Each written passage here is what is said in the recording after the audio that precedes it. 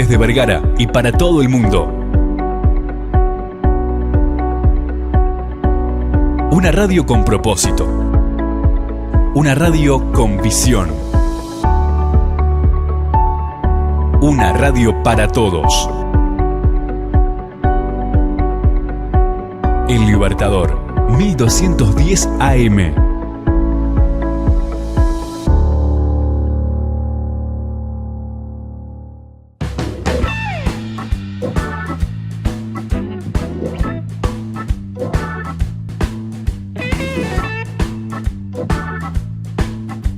Continuamos con punto de partida aquí por la 1210 Radio El Libertador, en la 1210 desde Vergara 33 para el mundo, a través por supuesto del www.libertador.com.uy y a través de nuestras redes sociales, por supuesto Facebook, Twitter, Instagram y YouTube, donde están todos los contenidos. Hoy día jueves, como todos los jueves, una columna especial. Bueno, hace unos días que no teníamos con nosotros a nuestra abogada laboral, que es Erika Jack, y ya le damos la bienvenida. ¿Cómo estás, Erika? Muy bien, muchas gracias por la invitación, como siempre. Un gusto tenerte con nosotros nuevamente, siempre para hablar un poquito de estos temas laborales que, bueno, con todo esto, con lo del plebiscito, la jubilación y todo, siempre hay material de todo. Siempre tenemos material, sí, para una columna o para un poco también un llamado a la reflexión. Sí. Sobre tratamos de traer varios temas. Sí, o noticias o temas que estén un poco en el tapete, vamos a decir, un poco en agenda, un poco que sea noticia. El tema de hoy también ha estado en tapete, bueno, en otros países también, pero acá se empezó a hablar. En una época, yo me acuerdo, no sé si fue la elección pasada, fue tema de propuesta de campaña electoral también, ¿no? Bueno, eso es un tema, primero, ¿no? Vamos a hablar de la reducción de la jornada laboral. Es un tema que siempre está, si no es tema central, va por los laterales. Claro. Pero siempre está. La columna de hoy, yo me hice un esquema para hacerlo más ordenado y prolija posible. Me gustaría dividirla en 3 secciones. Bien. Uno es un poco de historia, no, sin asustarnos, no vamos a hablar de fechas precisas ni nada, pero sí me parece que es muy importante hablar del contexto histórico. ¿Por qué? Porque el derecho, después de todo, recoge el sentir de la sociedad en ese momento. Es como que sacamos una foto de la sociedad, del momento histórico, y luego, a través de determinados procedimientos, todo ese sentir, ese momento, se traduce obviamente en cómo lo regulamos. Entonces podemos tener leyes. Entonces es algo que para mí es bastante importante, y ahora también nos vamos a asombrar porque, como tú decías, siempre está el tema de la jornada laboral. Vamos a ver desde cuándo está. No solamente en Uruguay. Después otra parte me gustaría hacer un brevísimo, muy abuelo de pájaro, cómo estamos en Uruguay, cómo estamos en Uruguay con respecto a otros países. También por arriba, porque yo creo que Uruguay es un poco sui generis, no tenemos por qué estar... no sé qué tanto nos puede enriquecer saber cómo está, no sé, otros países del mundo. Pero un poco para saber en dónde estamos parados en el concierto, vamos a decir, internacional. Y para terminar, lo que sería una reflexión, un poco de pienso, que yo le llamaría cuando el futuro nos alcance, tomando un poco el nombre en español de esa película maravillosa protagonizada por Charlton Heston de los años 70. Pero me parece que el título es un poco lo que estamos viviendo y hacia dónde vamos. Bueno, a ver, contame un poquito entonces, vamos un poquito de historia entonces. Vamos un poco de historia. Lo primero y principal, ¿por qué siempre está sobre la mesa y desde hace muchos años el tema de la jornada laboral?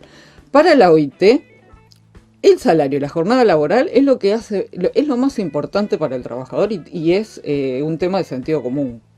El salario, cuántas horas le dedicamos al trabajo, es lo que hace al mundo del trabajador. Y vemos la importancia de esto, porque el 1 de mayo, que es un día internacional de los trabajadores que se celebra, yo diría se conmemora en todo el mundo, es a raíz de la lucha de los trabajadores estadounidenses para reducir su jornada laboral, que llegaba en algunos casos hasta 18 horas. Entonces, en el año 1886 hubo una represión brutal, sí, que fue de abril a mayo, precisamente de la fábrica McCormick, que creo que sigue viva hasta el día de hoy. Y bueno, a raíz de la represión brutal que existió, es que todos los trabajadores del mundo conmemoramos el 1 de mayo. Entonces vemos que el horario que la persona le dedica a su trabajo es de una importancia máxima. Y es de una importancia máxima en cuanto a la vida propia del trabajador y a lo que significa en un contexto más grande lo que vierte hacia la economía de un país. Eso vendría a ser la introducción. Después, ¿desde cuándo tenemos registro de que se trabaja 8 horas? Te vas a sorprender con este dato. A ver. 1593. 1593. El rey Fernando II firmó un edicto para que los trabajadores de las fortificaciones trabajaran 8 horas. Y no solamente eso, sino que trabajaran cortado por el daño del sol en los trabajadores, obviamente, al aire libre. Entonces, que trabajaran... Un adelantado. Un adelantado. Que trabajaran 4 horas, que bajara un poco el sol y que siguieran. ¿Y eso por qué? Porque él vio el desgaste de los trabajadores construyendo el Escorial, el famoso Escorial. Esto estamos en el siglo XVI. Es un adelantado y lo podemos tomar como un tema de sensibilidad. Es más, este régimen tenía que ser puesto en práctica también en los dominios españoles fuera de España. En las minas de América, los nativos que trabajaban en las minas no podían trabajar más de 7 horas. No sabemos qué pasó después que Fernando II falleció.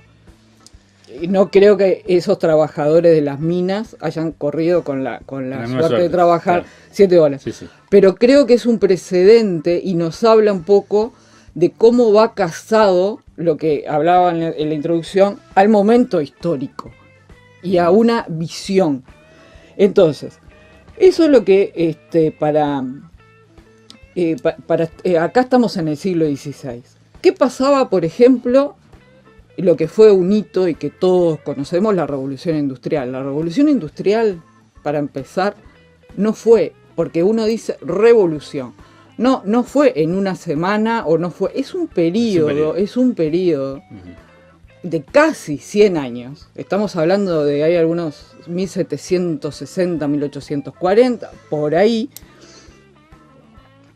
que lo que revolucionó es la forma de obtener la riqueza. Porque si bien eso se traduce en tecnología, lo que cambió es la manera de cómo se obtiene riqueza. También la manera de cómo se reparte esa riqueza. Fue una época, no voy a entrar demasiado en detalle porque es algo que todos los conocemos, lo cruento que fue para los trabajadores, pero sí lo que es importante es que la Revolución Industrial cambió la manera, primero, que permeó todo del ser humano. Sí. Todo. Sí. Absolutamente todo. Pero también vamos a decir que fue la piedra basal para la organización sindical. Como quizás, digo quizás, porque todo hay que tomarlo con pinzas, lo conocemos ahora, ¿no? Pero aún dentro de la Revolución Industrial hubo un socialista utópico llamado Owen, que en esas jornadas que eran que los niños trabajaban 16 horas, era el régimen que se llamaba de camas calientes, porque vivían hacinados, se acostaba uno cuando el otro iba a trabajar. Esta persona, Owen, como ya dije que era socialista utópico, el socialismo utópico estamos hablando de un socialismo precientífico, que uno de los referentes del socialismo científico es Marx, pero ya soñaban con una sociedad más humanitaria, lo que conlleva. Él redujo a 10 en las jornadas en sus fábricas. Y luego, con el transcurso del tiempo, las redujo a 8. Y Owen fue que se pronunció, que dijo, la persona necesita 8 horas para trabajar, 8 para descansar y 8 de ocio. O sea que estamos hablando del 1800. Era una época que en las actas de fábrica de Inglaterra regulaba el trabajo infantil en 16 horas. Disparate. Entonces, bueno. Trabajo infantil, ¿no? Ya de por sí. Sí. Pero ya de por sí. Entonces estamos hablando de que todo esto para qué es. Bueno, lo de Estados Unidos, lo que les contaba, jornadas de 18 horas, sindicatos muy fuertes que viven, es decir, los sindicatos en Estados Unidos, aún teniendo sindicatos amarillos, ellos tienen los sindicatos, no es la misma concepción que podemos tener nosotros. Sí tienen sindicatos que son con nuestra concepción, pero también tienen blancos, amarillos, diferentes, pero son fuertes, son instituciones que son muy fuertes. Claro. Y bueno, es lo que hablábamos del 1 de mayo. Hacia África, no tenemos acá grandes registros. Nueva Zelanda, que esto sí, por esto yo decía de que cada país tiene su construcción de su mundo del trabajo. No nos podemos estar comparando, porque lo que vive hoy cada país es fruto de su experiencia histórica. Sí, por supuesto. Es todo un desarrollo, no hay nada que haya venido. Y el contexto social también. El contexto social, el contexto económico, las guerras que hayan pasado. No es una fábrica acá en Uruguay que una en Malasia. No es lo mismo. Bueno, justamente. Sí. Por ejemplo, así, o en China, ¿no? O en China, o Bangladesh, o la mano de obra, la industrialización en Sri Lanka. Entonces, por eso, a mí sí, para tener un contexto un poco, pero no para estar comparándonos, porque nosotros no tenemos mucho que ver. Pero, por ejemplo, en plena con esto terminamos un poco el pantallazo de la historia. En plena revolución industrial, cuando en Inglaterra regulaban a 16 horas el trabajo infantil, Nueva Zelanda y Australia ya iban por las 18 horas. Claro. Ahora, esto que te digo, de que lo que se vive hoy es producto de todo un trabajo y un camino de años. Australia ya lo tenía en 36 horas. Y el sector público en 38, que lo tiene hasta el día de hoy. Claro. Y vemos que pasa algo un poco al revés, donde los públicos trabajan 2 horas más que los privados. Ah, mira. Interesante. Claro. Bueno, entonces, ¿qué tenemos en Uruguay?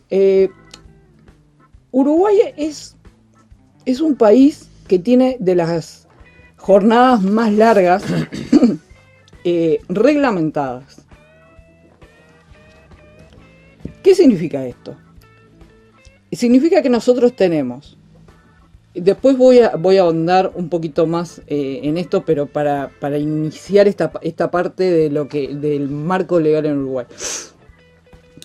Tenemos, por ley, una ley de 8 horas, y luego tenemos la industria 48 semanales y el comercio 44 semanales. Pero eso no significa que todo el país trabaje esas horas. Entonces, no, por supuesto. Hay que tener. Según el Instituto de Estadística, el INE, los uruguayos trabajamos promedio 35,9 horas. Y según la OIT, 34,6. O sea, si vamos a Europa trabaja desde 30 horas semanales a 38. Y nosotros 35. A lo que voy. Me va a estar escuchando alguien y va a decir, yo me paso trabajando, me levanto a las 6 de la mañana. Yo estoy hablando país. Sí, estamos hablando de estadística. De estadística. Hay casos particulares, por supuesto. Obviamente, pero estadísticamente nosotros no somos de los países que más trabajamos en el mundo, y lo que sí, está limitado. Esa limitación de 48 horas es de las más largas en América Latina. Eso sí. Bueno, hace unos años se reglamentó el trabajo del campo, ¿no? Y el doméstico. La reducción horaria, ¿no? O la normalización. Sí, claro, la normalización. Claro, un tope. El trabajador rural no puede trabajar más de 48 horas a la semana. Fue tarde la regulación. Sí, sí. Fue muy tarde. Sí, igual que el mundo del servicio doméstico. Claro. El servicio doméstico 44. Más de 44, no. Fue muy tarde. Son muchas horas. Ahora, no significa que se tenga que trabajar hasta cumplir esas horas, como lo que vemos en estas estadísticas. Argentina también tiene una semana extensa, Brasil, Colombia tiene una semana extensa. Los que están reduciendo, ¿quiénes son? Chile. Ecuador, Brasil está reduciendo, Venezuela, no sé si la nombré. No Brasil.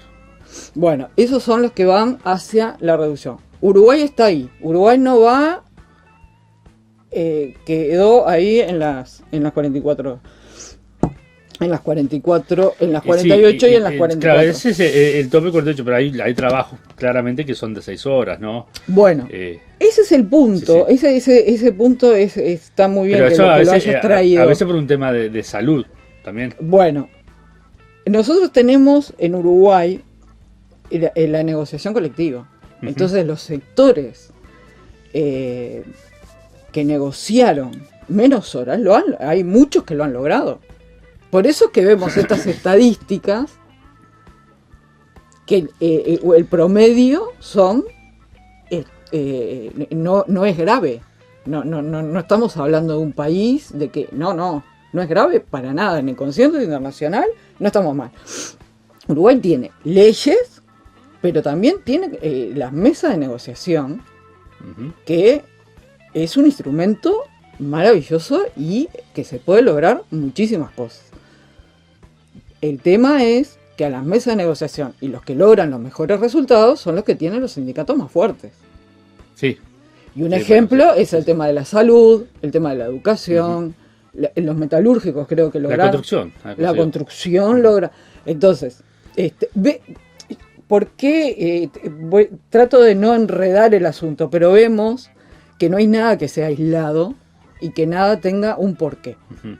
Es más, cuando el PIT-CNT en su propuesta del 1 de mayo dijo que una de sus propuestas era bajar el horario laboral, pero que eso no tocara el salario, desde las cámaras de comercio y las cámaras de empresa, primero que no lo ven viable, lo ven también como una utopía de Owen de la revolución industrial, y después ellos dicen, bueno, nosotros tenemos instancias de negociación colectivo para, por sector, lograr determinados beneficios.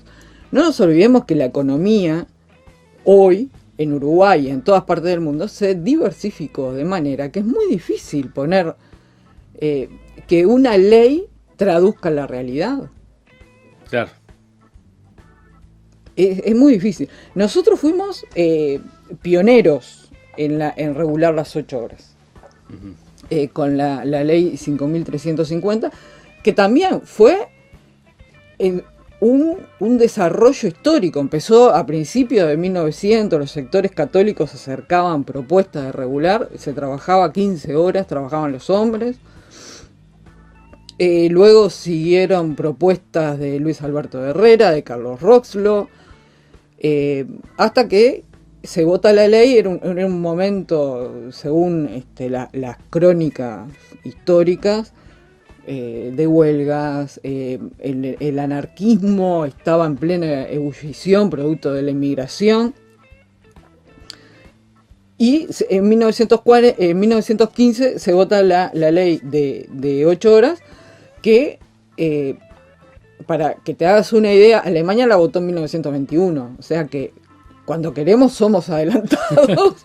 Cuando hay voluntad. Cuando hay voluntad, Uruguay, sí. Adelante. ¿De dónde, luego de esa ley tenemos, para no aburrir con número de decretos, y después, lo primero es nuestra querida Constitución, en el artículo 54, que mandata a regular, a limitar la jornada laboral, entre otras cosas maravillosas como cuidar la independencia del trabajador, la independencia moral y cívica, que es... Claro. Entonces, bueno... Bueno, nada puede ir por encima de la Constitución. Nada se supone, puede, ¿no? nada, Se supone. Nada puede. Se supone. Pero para eso también tenemos recursos, Sí. en caso de que... Para hacer una copiadita, decís vos. Pero no se puede, no se puede, fuera de broma no se puede ir. Pero también es un adelanto social cuidar la independencia del trabajador. También hay que verlo en contexto, porque para lo que nosotros ahora nos parece algo relativamente sencillo, creo que este artículo de La Fuente es de 1934 o algo así, en esa época no era tanto. Claro. Entonces siempre el hombre y su contexto histórico y social, ¿no? Que eso se traduce en la economía. Luego el decreto para comercio de 44 horas. Otro decreto que limita a la industria, a la actividad industrial, redistribuir esas 48 horas. Otro decreto que es las excepciones, cuando no siempre se puede tener un régimen de 48 horas. Por ejemplo, los pesqueros idóneos especializados que trabajen en establecimientos comerciales o industriales, los viajantes de plaza, directivos superiores de establecimientos, es decir, estas personas capaz que en determinados momentos no pueden estar cumpliendo, capaz que tienen que trabajar más. Entonces están excepcionados por este decreto. Uruguay tiene legislación de horas extra, porque las horas extras también hacen. Decir, van en ese, por ejemplo, es como, es un acoplado más el tema de las horas extras. El trabajo en menores, determinadas excepciones que se puede llegar en la industria a 56 horas como máximo, previo convenio y pagando horas extra, se puede llegar. Porque cuando hablé de estadísticas, me olvidé de decir que hay un 12% de la masa trabajadora uruguaya que trabaja más de 48 horas. Para mí, ahí sí hay que poner el foco de estudio, qué está pasando ahí, si son necesarios. Capaz que el PIT-CNT tiene un seguimiento, pero sí existe un porcentaje que tiene esa carga horaria. Bueno, como tú nombraste y trajiste a la mesa, habían quedado los rurales y las domésticas, el mundo de las empleadas domésticas. Después, cuando venía para acá, estaba pensando que me olvidé de traer la situación de cómo la regulación en las trabajadoras sexuales. Es un debe que me quedó, pero bueno, espero que también estén obviamente reguladas y obviamente que tengan acotadas sus derechos y su jornada laboral, sus licencias, todo lo que significa para el mundo del trabajador, ¿no? Una situación que viene y no viene el caso, pero aquellos trabajadores que, por ejemplo, la salud creo que son 6 horas, ¿no? Sí, 6 horas. Son 6 horas, pero que trabajan 6 horas en una mutualista y 6 horas en otra el mismo día. Sí. ¿Es una posible de sanción si pasa algo? No. ¿No? No. Si pasa algo en el sentido de que... De cansancio. por un tema de negligencia, cansancio. Pero eso va a estar, claro, va a tener su responsabilidad, pero independiente de lo que no, es. Por supuesto. Sí, va a tener su responsabilidad. Después hay que probar que sea producto de, y si es producto de... Digo, porque si es insalubre y vos trabajás 6 horas, pero... no es insalubre, el trabajo insalubre está regular. No, pero que si atañe a la salud y hay cansancio y eso, ¿no es insalubre? No. Mira. No, insalubre es cuando se manejan productos tóxicos, cuando lo insalubre para el derecho es diferente a lo que es el trabajo en la salud no es trabajo insalubre. No. Ellos llegaron a una reducción, por lo que hablábamos, de su negociación. Claro. Pero esto que trae, para que quede claro, debido al cansancio de trabajar determinadas horas, pueden pasar accidentes, pueden pasar... Es que yo conozco más de un trabajador de salud muy cercano que trabajan casi 18 horas por día. Horas. Bueno. Y eso es un tema. O sea, si vos reducís la carga horaria para que de mejor y todavía ese es el tema de los escenarios posibles. No, me van a odiar los médicos y los enfermeros. No, pero es una realidad. A ver, ¿cuántas personas conocemos que trabajan en el ámbito de la salud, en cualquier ámbito, que muy pocos terminan su jornada de 6 horas y se van a su casa? Muy pocos. Uh-huh. La gran mayoría sale de un lado, se mete en otro, la gran mayoría. Pero si pasa un accidente, va a ir por el camino de la responsabilidad. Después podrá ser un atenuante, el cansancio, no sé, pero no corre por el lado de que está violando una ley. No, él como trabajador puede salir de un lado, cumple sus 6 horas, se va a otro, 6 horas. Uh-huh.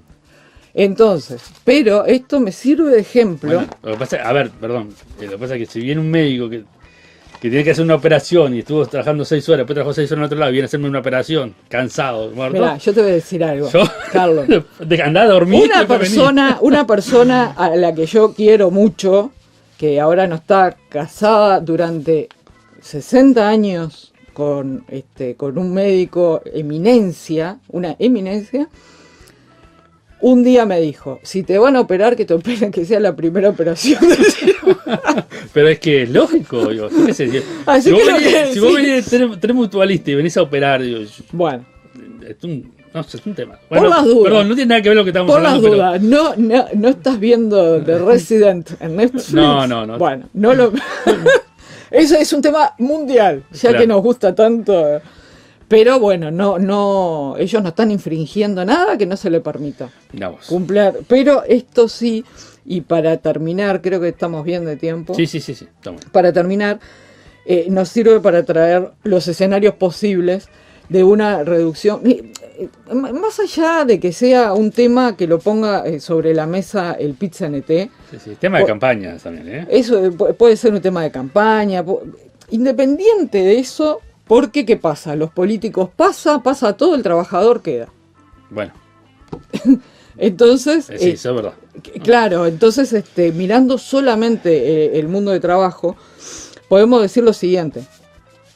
PIT-CNT dice, bajamos la hora de...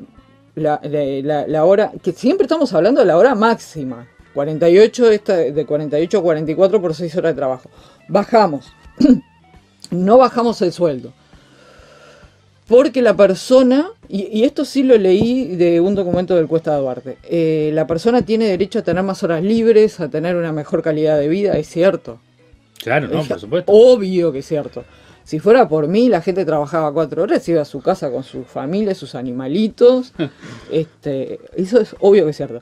Primer escenario, si no se baja, si el salario no es acorde a las horas trabajadas, bueno, es un tema puramente económico. Claro. No sé, la solución económica, no nos vamos a meter en ese tema. En lo personal, viable ahora, en estas circunstancias, no lo veo. Lo veo más bien como y voy a nombrar otra vez un poco una utopía, un soñar, un futuro, pero ahora no lo veo y no veo la manera de estructurarlo. Lo otro es, este caso que tú trajiste, bajamos las horas y esas horas es lo que yo voy a cobrar, para decirlo en criollo. Sí. Esa persona va a disfrutar del tiempo libre, esa persona va a estar en la Rambla tomando mate tranquila, o va a estar desesperada buscando otro trabajo o estando en otro trabajo y que su jornada se transforma en 12 horas al lugar de 8. No sabemos. Sí, obvio. Porque, a ver, no es por meterse solamente con el tema de la salud. Es a cualquier persona que diga... No, por supuesto, pasa.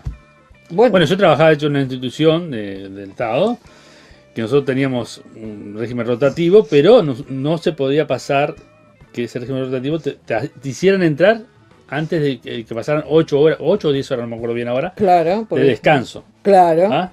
Pero me ha pasado de que yo estar trabajando en un horario acá en Arraigo, en el estudio, y me voy a hacer una filmación y después de 10 horas ya no sé ni qué botón aprieto.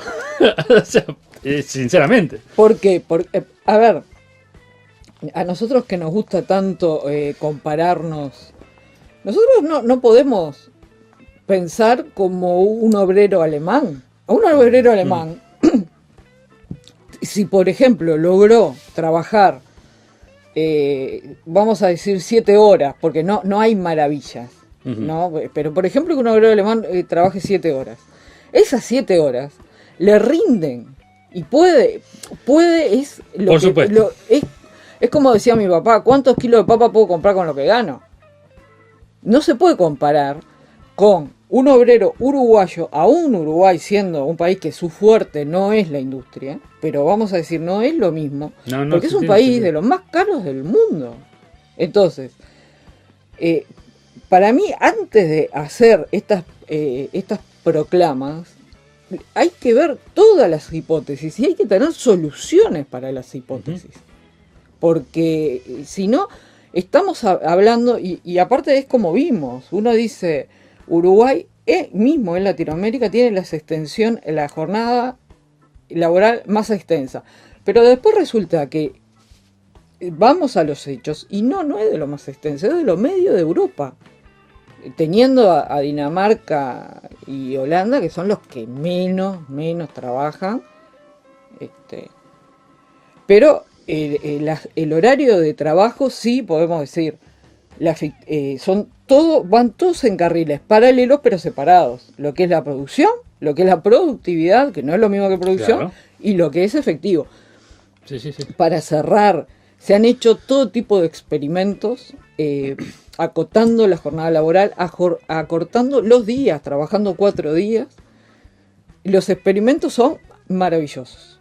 Menos ausentismo, mejor ambiente laboral, mayor productividad, mayor eficiencia, menos las empresas han ahorran en tener seguros, ahorran hasta hay empresas que han hecho el cálculo de luz, cuántos ahorraban en luz de tener menos tiempo sus empleados dentro de en lo personal me parece que es muy pronto para decir que es maravilloso, no lo sabemos. Estas cosas se miden en años. Claro, obviamente, sí. Ahora, es más, hay empresas en Inglaterra que han seguido, han hecho un experimento, han seguido y ya toman como su régimen de trabajo 4 horas a la semana. A mi parecer, hay que darle tiempo, por más que a todos nos gustaría, bueno, lo que hablamos, sí, pero por supuesto. Para mí hay que darle tiempo. Y un ejemplo es lo que pasó con el trabajo a distancia durante la pandemia, que parecía que habíamos descubierto el quinto elemento y ahora las empresas norteamericanas están pidiendo y están que vuelvan a las empresas lo leí, tomando medidas muy fuertes. ¿Por qué? Porque en su momento sirvió, después quedó un coletazo, termina la pandemia, se sigue, y después cuando se ve el mapa global, el resultado es un poco diferente. Entonces, son aspectos que una ley que todo esto es para decir que una ley que fríamente baje la carga horaria semanal no está reflejando las necesidades del mundo laboral, ni social, ni económico, y tampoco político, porque bueno, el resultado es que se dirime en una arena política, porque los políticos son los que están adentro del Parlamento y son los que hacen ver a luz.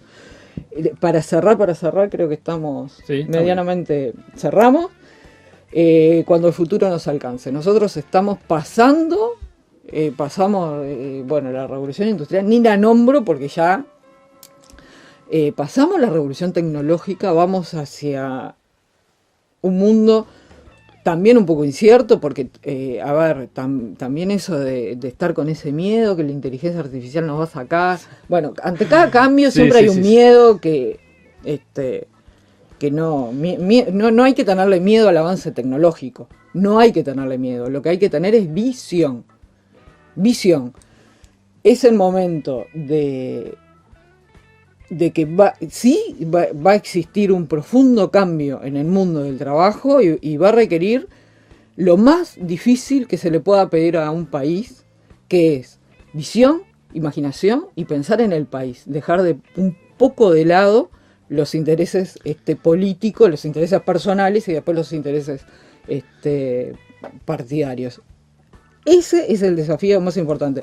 El trabajo no se puede transformar, que la persona tenga trabajo no se puede transformar en un privilegio, que es, si no tenemos cuidado y si no se empieza a trabajar fuerte, es lo que vamos a tener. ¿Por qué? Porque el trabajador cada vez tiene que ser más educado, más tecnificado y más preparado, y eso requiere una inversión muy fuerte. Totalmente. Bueno, gracias, Erika. La verdad que muy interesante la charla. Siempre está bueno para debatir y poder conversarlo. Así que bueno, nos reencontramos pronto con algún otro tema, ¿no? Con algún otro tema de actualidad. Siempre tocando un poquito de historia, un poquito de... Sí, por supuesto. Haciendo el contexto, sobre todo. Sí. Podríamos tocar, bueno, ahora ya se viene el plebiscito, pero bueno, después que vemos lo que pasa con el plebiscito y capaz que podemos tocar algún tema. Sí, claro que sí, porque bueno... Sobre la jubilación, pero que nada, ¿no? Eso es un tema. Eso es otro tema y nos va a afectar muchísimo. No, lo que yo no quiero, que me olvidaba decir, cuando dije de que se necesita visión, un país tiene que acompañar su mentalidad con su manera de obtener la riqueza. No podemos estar pensando como en los años 60 o tenemos que ir hacia eso, encolumnarnos todo el país e ir hacia eso. Nada más, no hablo más. Está bien, Erika. Nos reencontramos. Que pases bien. Muchísimas gracias. Chau.